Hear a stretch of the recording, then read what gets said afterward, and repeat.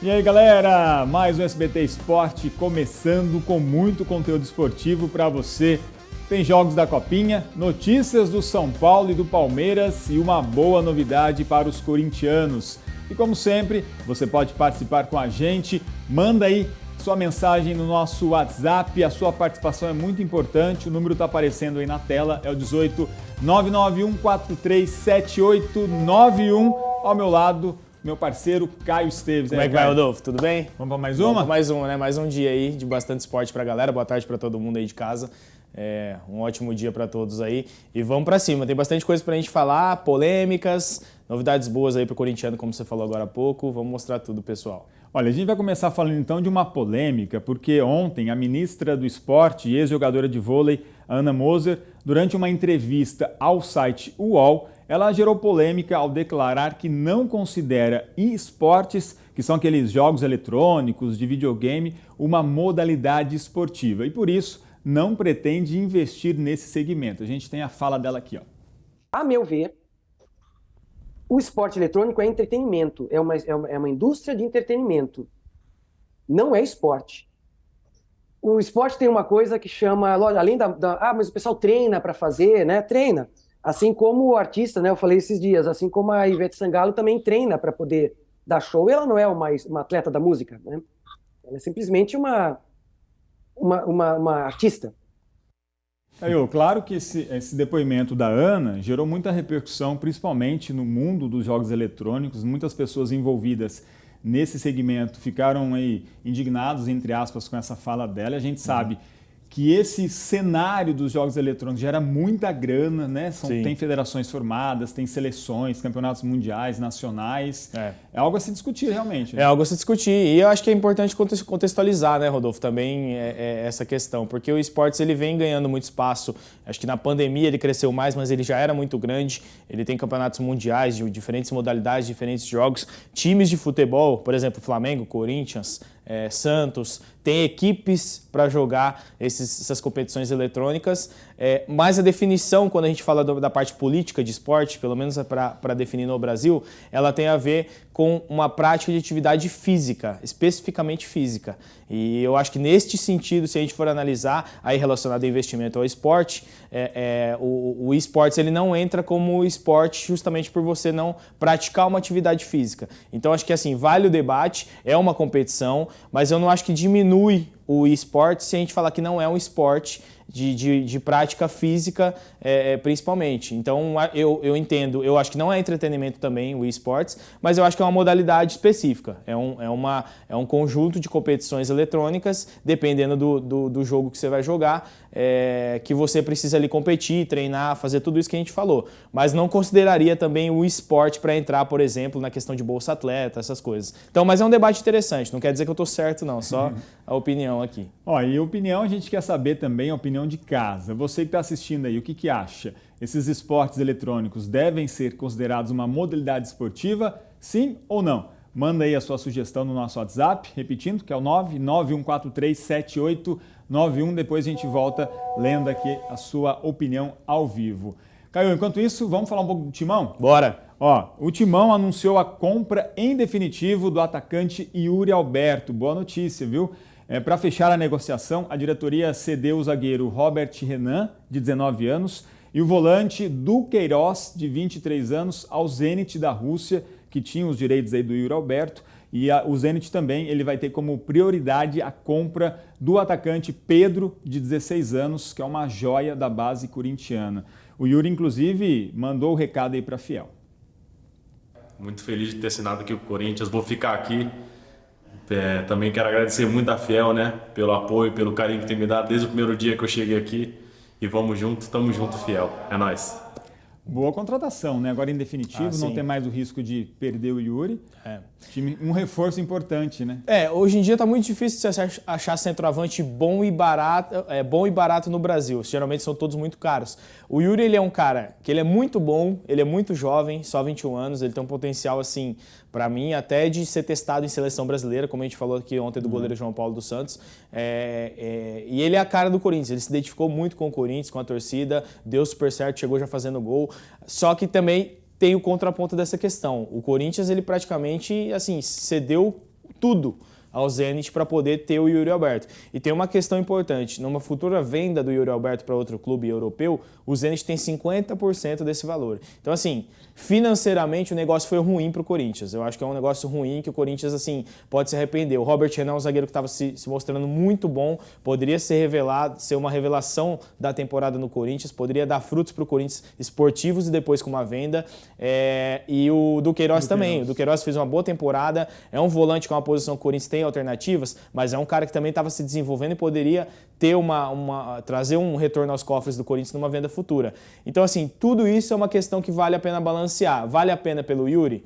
Eu acho que é uma questão que, se a gente olhar o dinheiro, eu acho que não, mas o retorno esportivo, por ser uma peça, é um camisa 9, comparando um camisa 9 com um volante com um zagueiro. Eu acho que vale a pena você fazer um esforço para ter um cara como o Yuri no elenco até 2027. Então, assim, o Corinthians não precisa se preocupar, pelo menos pela questão, até aparecer, tomara que não aconteça, mas lesão, todas essas coisas, com um centroavante, um bom nome no ataque, pelo menos pelos próximos 3, 4 anos. Então, tem esse peso também nessa questão. É um excelente reforço para o Corinthians. A questão que fica se o Robert Renan acontecer igual aconteceu com o Marquinhos, né? Que o Corinthians vendeu muito novo, uma promessa, se tornou um dos melhores zagueiros do mundo.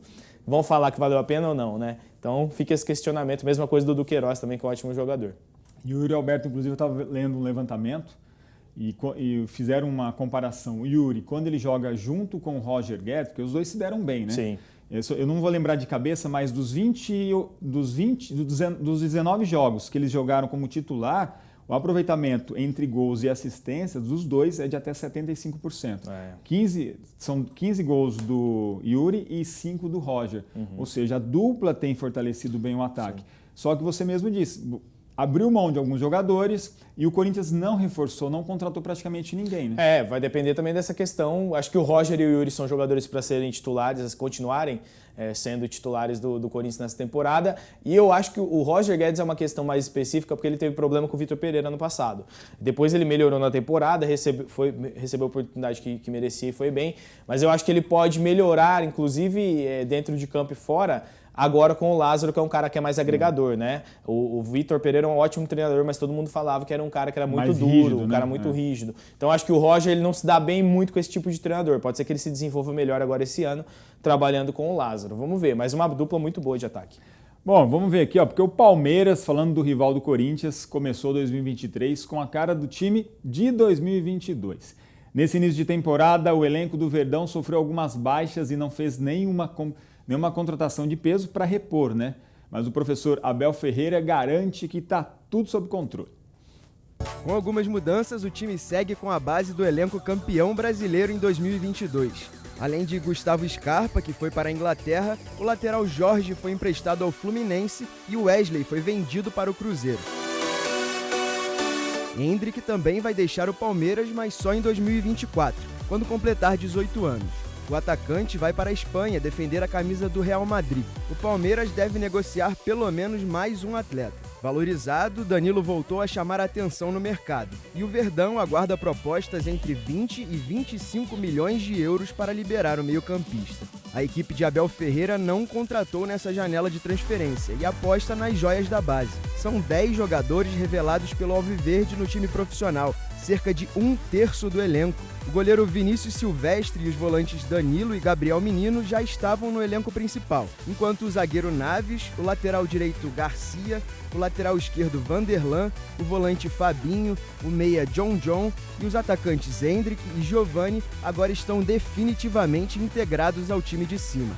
Nomes como Vanderlan e Hendrick estavam no grupo de apoio, que ficam entre o sub-20 e o elenco principal, e agora estão fixados no grupo de frente. Após a conquista do título brasileiro, o plano de Abel Ferreira e da diretoria era de poucas mudanças e aproveitar mais a molecada. As pessoas, às vezes, quando eu ouço, sobretudo na internet, esse ruído com algumas pessoas que me chegam, professor, porque é que estão a dizer que nós temos que contratar? Não temos que contratar ninguém. Ouço que o Palmeiras procura guarda-redes. O Palmeiras tem 3 guarda-redes top. O Palmeiras não procura guarda-redes nenhum. E quem diz isso é mentira. Mas podia falar noutras posições. E desde já vos digo que para o ano, se contratamos 1, 2 jogadores, não mais. Se contratarmos, estou a falar no se. portanto vamos valorizar todo o trabalho que é feito, vamos valorizar a academia, criticam-nos porque nós não apostamos na academia, não é? O que é falso, o que é mentira. Portanto, o que nós vamos fazer muito poucas mexidas, para não dizer nenhumas, porque acreditamos nos jogadores que temos e valorizamos todo o nosso trabalho que é feito dentro do clube, não só pelo treinador, mas por toda a estrutura, pela nossa direção técnica, pelo nosso clube, e é isso que nós vamos continuar a fazer. E esse é o futuro do clube. Os principais reforços do Palestra foram as renovações. O clube já havia acertado as permanências de Marcelo Lomba e Jailson e ampliou os vínculos de Mike, Luan, Rony e Rafael Veiga. O lateral direito Marcos Rocha tem contrato até o fim de 2023 e deve discutir seu futuro ainda no primeiro semestre. O xerife e capitão Gustavo Gomes renovou com o Verdão até 2027. Ídolo do Verdão, Dudu também renovou e deu fim à novela. Palmeiras tem data definida para estrear na temporada. O primeiro jogo do Paulistão será no dia 14, contra o São Bento, em casa. O primeiro clássico do Verdão em 2023 será logo na terceira rodada do estadual, contra o São Paulo, no dia 22, no Allianz Parque. A fase de grupos da Libertadores será iniciada somente em abril. Além do Paulistão, o atual campeão brasileiro tem a previsão de disputar a Supercopa contra o Flamengo, no dia 28 de janeiro. Mas a CBF ainda não confirmou os detalhes do torneio. Mesmo sem contratar, o Verdão segue como um dos favoritos em 2023. Com a cabeça fria e o coração quente, o Palmeiras quer aumentar ainda mais a coleção de títulos da era Abel Ferreira. Caio, esse lema do Abel Ferreira, cabeça fria, coração quente, continuou esse ano. Eu lembro que no ano passado, também no início da temporada de 2022, o Palmeiras fez poucas contratações. O Abel até comentou que estava tudo certo e agora ele repete esse discurso.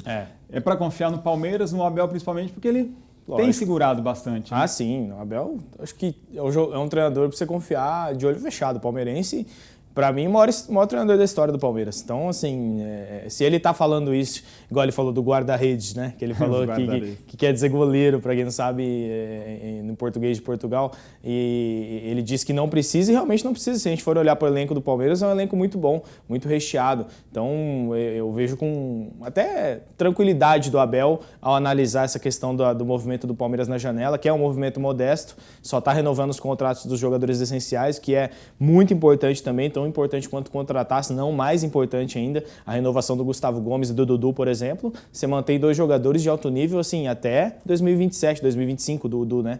Então, eu acho muito necessária, mas tem a questão do Danilo. Se o Palmeiras vender o Danilo, aí eu acho que o Palmeiras vai precisar buscar uma alternativa melhor do que tem no seu elenco para a posição. Então vamos ver o que vai acontecer, se o Palmeiras vai receber essa proposta. Falaram do Mônaco e do Nottingham Forest, né Rodolfo, para buscar. Inclusive, o Caio está falando do Danilo, eu quero chamar a atenção do pessoal de casa para reparar numa foto que a gente vai mostrar aqui agora, que foi divulgada lá na Academia de Futebol do Palmeiras. Olhando assim, aparentemente nada de anormal, né? Tem ali o Abel Ferreira, co-integrante da comissão técnica. Agora presta atenção, lá no fundo tem um painel tático com a imagem de vários jogadores. Agora a gente vai rodar uma outra imagem aí com destaque, porque mostra lá em cima, ó, por exemplo, ó, tem o Danilo e o Merentiel. Deu uma apagada aqui, mas a gente explica. Tem uma imagem que mostra o Danilo e o Merentiel, eles fora dessa estrutura do painel tático. Por quê? Porque o clube já conta que os 2 jogadores devem sair. O Merentiel foi interesse do Colo-Colo e o Danilo também está em processo de negociação. O Merentiel não teve muita oportunidade, eu acho que não dá nem para avaliar muito bem se ele é um cara que poderia ficar ou não. Não está sendo usado, né? Ele não foi utilizado, né? Quando ele entrou, ele até foi bem, ó. A gente tem a imagem. Tá vendo? Bem em cima ali, ó. Que eles estão fora. Merentiel. Já o Danilo não, o Danilo pelo contrário, né? O Danilo lá que defenderam ele, inclusive na Copa do Mundo, né? Falaram que ele tinha que ter sido convocado e tudo mais. É um jogador de alto nível que assim vai atuar na Europa com muita maestria, eu acho. A questão é para onde ele vai jogar, dependendo da liga que ele for. A gente pode ver um Danilo muito bom titular ou um Danilo começando sua trajetória na Europa. Isso mostra que o Palmeiras realmente já está contando como certa a saída dele. Eu acho que vamos acompanhar os próximos capítulos dessa história envolvendo o Danilo. Ó, tem participação agora do público aqui no WhatsApp. Vamos ver aqui, ó. O Aquino, sobre aquela resposta, se pergunta, né, se o eSports é considerado um esporte ou não. O Aquino de Pereira Barreto opinou. Puxa, a ministra mandou mal, porque a molecada hoje manda muito bem E outra, eles têm treinamento bruto. Opinião do Aquino. Obrigado pela sua participação. Valeu, Aquino. Tamo junto. Realmente, a molecada treina muito. Ó, Caio Santana, deixa eu mandar um abraço pro Caio Santana. Eu conversei com ele ontem, inclusive, pelo Instagram. Um cara que é fã do esporte, Legal. fã do programa. E assim, ele está empenhado a se tornar, quem sabe, um locutor, porque ele faz umas narrações amadoras, viu, Caio? Boa sorte. aí, tamo junto, que legal. Vamos ver a opinião dele. Caio Santana, São José do Rio Preto. Boa tarde a todos. Concordo muito com o meu xará. Para mim, o e-sports não é uma modalidade esportiva, pois o esporte é algo físico que pode ser praticado, exige esforço do corpo e não vemos isso nesses modelos de competições. Abraço. Concordando com a opinião que você teve, Caio. Eu acho que basicamente é isso. E não é diminuindo o esportes não, Rodolfo. O esportes é uma competição muito também necessária, que vem agregando muito ao cenário competitivo, principalmente da garotada mais jovem. Hoje todo mundo tem pelo menos algum videogame, ou já jogou, ou joga no celular. Então acho que é necessário também a gente dar valor para essa competição que movimenta muito dinheiro, mas eu acho que não é esporte físico. Ó, tem aqui mais um WhatsApp para a gente mostrar? Não tem? Então no segundo bloco a gente vê mais opiniões do pessoal aqui sobre esse assunto, e se você quiser também mandar alguma outra sugestão, você fique à vontade que a gente vai mostrar aqui. Vamos fazer uma pausa rápida aqui no SBT Esporte e na volta tem os gols do São Paulo na Copinha e muito mais. Até já!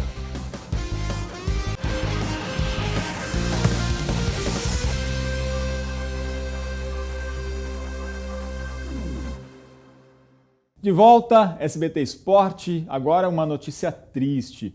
É que morreu ontem, aos 58 anos, a ex-jogadora de basquete Edna Menezes, que na década de 80 jogou pela seleção brasileira e chegou a disputar o pré-olímpico de 1988.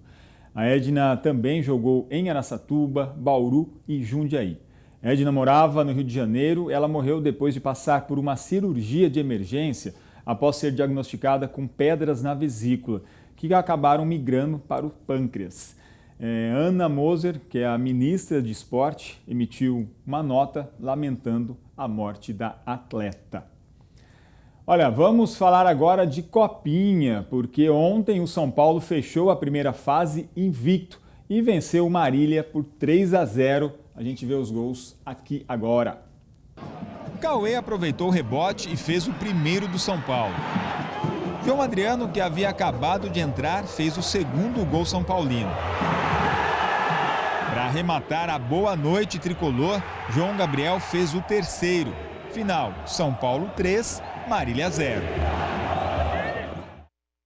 0 acabou ficando pouco, viu? Porque podia ter sido muito mais. O goleiro do Marília foi muito bem, inclusive, no jogo de ontem. Não, legal. O São Paulo já estava classificado, né? Até colocou um time um pouco mais alternativo no jogo de ontem. Demorou um pouquinho para conseguir fazer o primeiro gol, mas depois também foi embora. E até achei legal que eu estava lendo hoje de manhã, o Rodolfo, o Belletti falando depois do jogo, que ele está gostando muito do comportamento tático do time do São Paulo nessa Copinha. O São Paulo está arrebentando, venceu todos os jogos, e ele falou que eles vinham preparando esse time com o esboço lá do time do Alex, do ano passado, que era o treinador, mas um time há mais de 60 dias e que vem dando resultado aí para o São Paulo na Copinha. Então, um resultado muito bom. Agora enfrenta o Retrô, né, na próxima fase.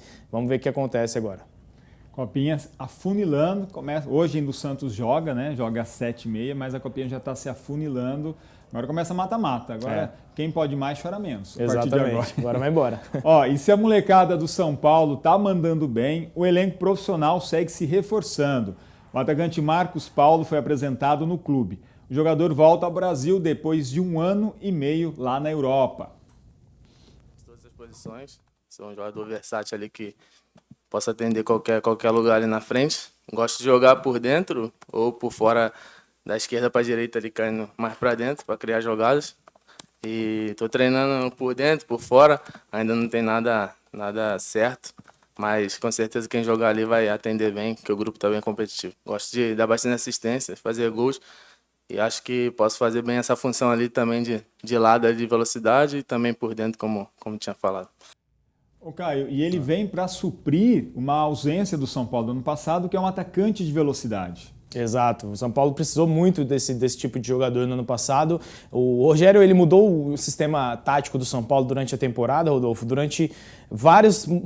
em vários momentos da temporada do São Paulo, né? Ele tentou jogar com 3 zagueiros, depois ele jogou com uma linha de 4, que também não deu certo. Na Sul-Americana chegou a avançar jogando com os 3 zagueiros, mas nas competições nacionais não foi muito bem o Rogério e o São Paulo, né? Assim, se a gente for analisar, para brigar por título. Ainda assim, eu considero a temporada muito boa, mas é um reforço que chega para facilitar um pouco esse desenho tático do Rogério. Ele tem mais opções para escolher e ele já vinha pedindo desde o ano passado esse tipo de jogador, né? Jogador forte no 1 contra 1, jogador que sabe correr com a bola, que é veloz, que dá ali uma oportunidade de contra-ataque para você sair jogando depois de ser atacado. O Palmeiras, por exemplo, joga muito desse jeito. Espero o adversário para sair no contra-ataque em velocidade. Dos dois lados, né? Com o Rony e o Dudu. Exato. E acho que assim, falando um pouquinho mais, com os próprios reforços que chegaram agora da MLS, da Liga Americana, o Alan Franco e o Mendes, que a gente estava falando no começo da semana, acho que o São Paulo vai ter uma coisa que não tinha no ano passado, que são jogadores que pensam um pouco mais o jogo. O São Paulo ele recorria muito mais a jogadores jovens ou jogadores que eram mais medalhões, que já não tinham mais a questão física como predominante. Faltava aquele jogador que é o conjunto ideal do futebol de hoje em dia, né? O jogador que pensa o jogo, o jogador que vai para cima, mas que também tem o físico à disposição para ter a intensidade dos 90 minutos. Então, bom reforço, acho que o João Paulo é um jogador que chega para agradar. Não sei se vai se titular nesse primeiro momento, mas acho que chega para brigar, pelo menos por alguma vaguinha ali, deve ser utilizado, lógico, pelo Rogério Ceni. E o São Paulo, que é um dos paulistas, é o que mais tem contratado, mais tem reforçado o elenco, só que perdeu também peças importantes, que é o caso do Patrick, por exemplo, que é um time que é um jogador que foi destaque o ano passado, saiu e o São Paulo está tentando realmente encontrar um time ideal para esse início de temporada. Acho que o teste vai ser muito forte no Paulista. Sim. E tentar esse ano, quem sabe, o sonho do São Paulo, que é voltar a disputar a Libertadores. E o Patrick era um jogador que, assim, embora ele tenha um gênio muito forte, tenha até tido atrito com o Rogério na temporada passada, o Rogério Ceni não queria perder ele. Mas acabou que não dando certo, ele acabou saindo. Para mim, assim, foi o jogador que deu certo na temporada do São Paulo ano passado. Foi decisivo em vários momentos, na própria Copa do Brasil contra o Palmeiras, na própria Sul-Americana. Então, assim, eu acho que vai fazer falta. O Nicão, não, porque era um jogador que chegou no status muito bom, mas não rendeu. Mas o Patrick, pelo contrário, ele chegou assim meio desacreditado, a galera falava do peso dele, que ele estava gordinho. Pelo contrário, ele conseguiu trabalhando, foi bem, conseguiu mostrar seu potencial e foi decisivo para o São Paulo no ano passado. Então acho que vai fazer falta. Quer dizer, não prometeu nada, mas entregou muito. Entregou muito bem. Ó, falar um pouco, reforçando então o recado do Santos, que já está classificado na Copinha e joga hoje em Santo André contra o time da casa, jogo marcado para 7h30 da noite. Também é um jogo para cumprir tabela para o Santos, né, que já está classificado, já está bem. Só para o pessoal ficar de olho rapidinho no David, atacante do Santos, que é a maior promessa dessa base, desse time santista, e baita de um atacante, fez o gol do Santos logo depois do jogo da morte do Pelé e foi muito bem, está jogando muito. Vamos ver se tem mais recado, pessoal de casa? Bora. Tá participando, a gente gosta assim, interação com o público. Ó, quem mandou recadinho agora foi o Gabriel, lá de Cedral. Salve, salve, Rodolfo e Caio. Será que o Palmeiras ganha a Copinha? Eu acho que é um dos potenciais vencedores. A gente estava falando bastante de Copinha aqui na semana, né, Rodolfo? Acho que o Palmeiras, o São Paulo, o próprio Corinthians, todos são candidatos a títulos aí. Fala o sobrenome dele ali, Caio. Eu segurei porque Rapaz eu não sabia do soletrar. céu, Melhor a gente passar, né? Fenerich Franco, tá Fenerich, certo, galera? pode ser. Vamos lá, tem mais um aqui? Agora Vinícius de Birigui. Vinícius está sempre participando do nosso programa. Estou aqui mais uma vez prestigiando o SBT Esportes. Manda um beijo para o Juquinha. Um beijo, um abraço, Juquinha. Obrigado pela participação, viu, Vinícius? Tamo junto, abração, valeu. Mais um aqui. Caio Abel Santos da Silva, lá de Presidente Prudente. Sou palmeirense e sou orgulhoso do meu time. Acompanho sempre as notícias do Verdão com vocês. Obrigado pela participação, viu? Um abraço aí para você, E o SBT deu muita sorte pro Palmeiras aí nos últimos anos aí. Agora o recado é do Paulo Castro, de Araçatuba. Salve, Rodolfo e Caio. Eu quero reforçar aqui que o eSports é uma modalidade esportiva, sim, tal qual o xadrez. Boa, Paulo. Opinião do Paulo. Isso aí, Paulo. Realmente, o xadrez está usando como nível de comparação e faz sentido, realmente, porque você não usa atividade física para praticar, né? E a gente considera o próprio tiro também da Olimpíada, o tiro esportivo, né? Que é uma modalidade que você não usa muito físico e também é considerado esporte. É um debate que é interessante da gente fazer. É questão, tudo vai evoluindo, né? As coisas vão mudando, o esporte chegou forte, está forte, e vai ser discussão para mais e mais tempo aí. E vem crescendo muito, né? Vem mudando muito o cenário, o pessoal investindo bastante também, empresas investindo muito. Então acho que vai continuar essa evolução. É legal a tecnologia auxiliar também, né, Rodolfo? Quer encerrar ou eu encerro? Pode encerrar, fica Vamos lá? Vamos lá. Caio, obrigado mais uma vez, tá? Até amanhã. Pessoal, por hoje é só, tá? Valeu, muito obrigado. E lembrando que mais notícias você pode acompanhar no portal sbtinterior.com e se quiser rever o programa, está lá no tela2.com.br. Até mais, boa quarta-feira. Valeu, até amanhã. Abraço.